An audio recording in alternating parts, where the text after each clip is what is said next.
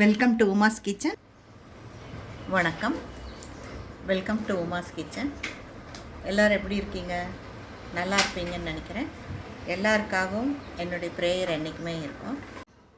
இன்றைக்கி என்ன பார்க்கலன்னா, இந்த கத்திரிக்காய் வத்தல் போடலான்னு திடீர்னு ஒரு முடிவு.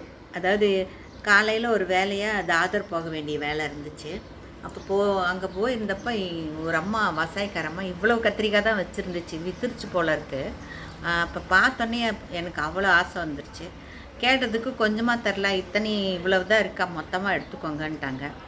சரின்னு வாங்கிட்டு வந்துட்டு வீட்டில் பார்க்கும்போது இவ்வளவு எப்படி சாம்பாரெல்லாம் இவ்வளவு தீராதேன்னு ஒரு 4 கத்திரிக்காய், ஒரு 2 முருங்காய் இருந்துச்சு, நாட்டு முருங்காய். அது சாம்பாருக்கு எடுத்து வச்சுட்டுங்க, இதை வத்தல் போட்டு வைக்கலாம். என்ன 1/4 கிலோ தான் கிடைக்கும், போகிறோம் நம்ம புளிக்குழம்பு வைக்கும்போது யூஸ் பண்ணிக்கலான்னு சொல்லிவிட்டு நான் இது வத்தல் போடலான்னு திடீர்னு முடிவு பண்ணியிருக்கேன்.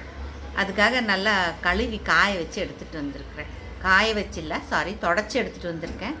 இதை இன்னும் வெட்டிட்டு உங்களுக்கு காமிக்கிறேன். இப்படி எல்லா காய்கறிகளையும் எல்லா காயும் வெட்டி காய போடணுங்க.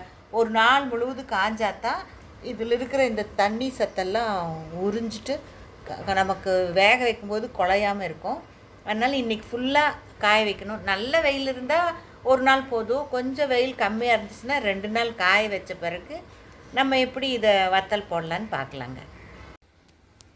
காய வச்சுட்டேன்ல, ஒரு நாள் காய வைக்கலான்னு நினச்சேன்.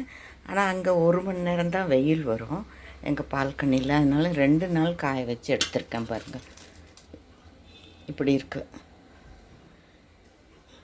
தண்ணி எல்லாம் வற்றிருச்சு. இனி இதில் நான் இவ்வளோ உப்பு போட்டுட்டேன். அது வீடியோ எடுக்க மறந்துட்டேன்னா அதனால் உப்பு மட்டும் போட்டுட்டேன். இப்போ இதில் என்ன பண்ணும், ஒரு தண்ணி கொஞ்சம் ஊற்றலாம். ஒரு நிமிஷம் தண்ணி ஊற்ற பாருங்கள். நான் 2 நாள் காய வச்சிட்டேன். ஏன்னா அங்கே பால்கனியில் 1 மணி நேரம் தான் வெயில் வரும், அதனால் அது பத்தலை. உங்களுக்கு மேலே டர்சல் போடுறதா இருந்தால் 1 நாள் வெயில் போதும். இப்படி காஞ்சிருச்சு. இதில் இவ்வளவு ஒரு கைப்பிடி பெருசு அளவுக்கு கொஞ்சம் உப்பு கரிக்கிறதுக்கு போட்டுட்டேன். ஏன்னா உப்பு கரிச்சாதான் வத்தல் நல்லாயிருக்கும், அதுக்காக வேண்டி போட்டிருக்கேன். இதில் என்ன பண்ணணும், கொஞ்சம் எண்ணெய் ஊற்றணும். தண்ணி எவ்வளோ தண்ணி பாருங்கள், இவ்வளோ ஒரு கிளாஸு தண்ணி எடுத்துருக்குறேன்.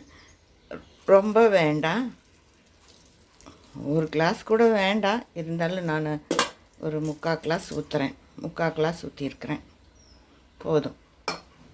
இதில் ஒரு துளி நல்லெண்ணெய் ஊற்றணும்.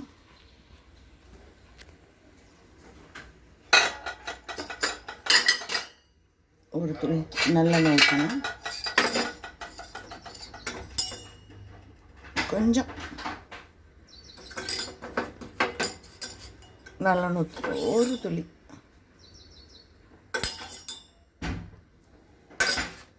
இன்னும் இது எப்படியே நல்லா குலுக்கி கேஸ் பற்ற வச்சு அது மேலே வைக்க வேண்டியதுதான்.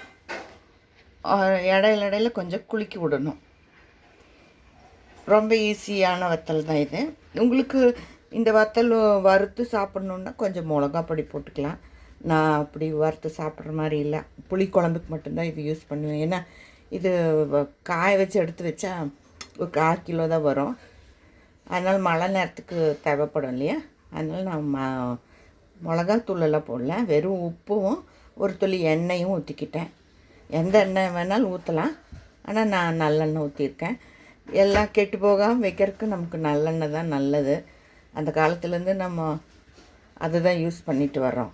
எங்கள் வீட்டில் மெயினாக நல்லெண்ணெய் தான் மெயின், அப்புறம் தான் கடலெண்ணெயும் நெய்யும் யூஸ் பண்ணுவோம். இனி இதை அடுப்பற்ற வச்சு கேஸில் வைக்கலாம்.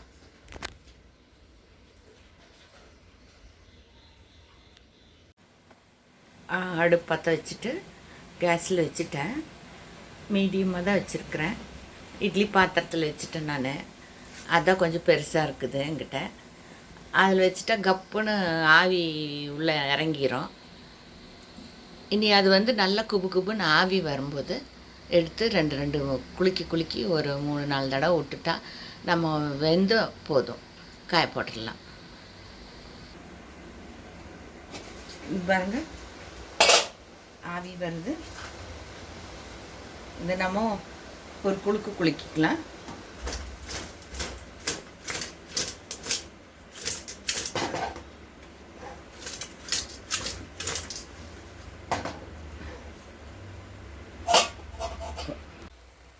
பாருங்கள், நல்லா ஆவி வந்து வெந்துருச்சு.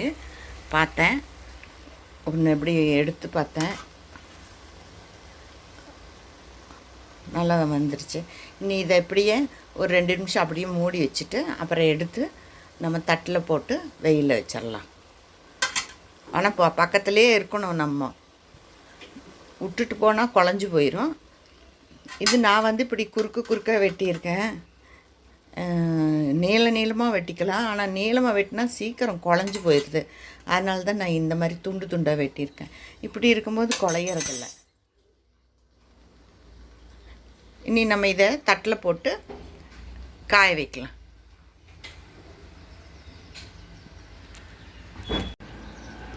வெந்துருச்சு, நான் எடுத்துகிட்டு வந்துட்டேன்.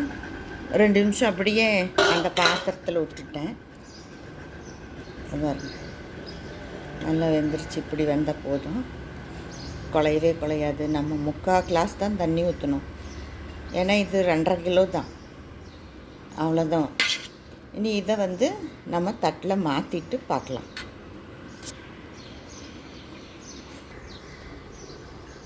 தட்டில் எடுத்து போட்டேன் பாருங்கள். நம்ம 1 கிளாஸ் தண்ணி எடுத்தோம், 3/4 கிளாஸ் தான் ஊற்றினோம். அதுலேயும் ஒரு 50 மில்லி கொஞ்சோண்டு, ஒரு 1/4 கிளாஸ் கொஞ்சம் 1/4 கிளாஸ் கொஞ்சம் கம்மியாக இருக்குது பாருங்கள். இது இல்லாமல்லாம் அவிக்க முடியாது, இதே கொஞ்சம் கம்மி. ஏன்னா அடிக்கடி பிடிச்சிரும். நம்ம நிதானமாக தான் எவ்வளோ வேணும்னு நமக்குன்னு ஒரு மனக்கணக்கு இருக்கும் இல்லையா, அந்த அளவுக்கு போட்டால் போதும். இது பாருங்க, 2 தட்டில் எடுத்து வச்சுருக்கிறேன். இதை அப்படியே கொண்டு போய் அந்த பால்கனியில் வச்சுருவேன். இதுக்காக ஒரு வாரம், ஏன்னா அங்கே 1 மணி நேரம் தான் வெயில் வரும். அதில் தான் நான் ஒன்றா போட்டு எடுக்கிறது. ரொம்ப சிரமந்தான், என்ன பண்ண முடியும். ஆசை போட்டு சாப்பிட்ணுன்னு வாங்கி சாப்பிட்றதுக்கு எனக்கு பிடிக்காது. இந்த வீடியோ சின்ன வீடியோ தான். இது நம்ம வந்து போட்டு எடுத்து வச்சிட்டோம்னா இங்கெல்லாம் மழை 4 மாதம் இருக்கும். அப்போதைக்கு இது கொத்தவரங்காய் வத்தல்,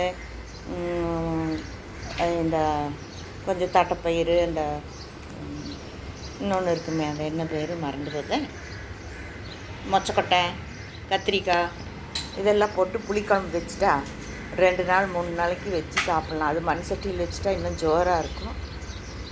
அது சாப்பிட்டவங்களுக்கு தான் இதை பற்றி தெரியும். இந்த வீடியோ உங்களுக்கு உபயோகமாக இருக்குன்னு நினைக்கிறேன். பிடிச்சிருந்தால் லைக் பண்ணுங்கள், ஷேர் பண்ணுங்கள், சப்ஸ்கிரைப் பண்ணுங்கள். Okay, bye bye, take care.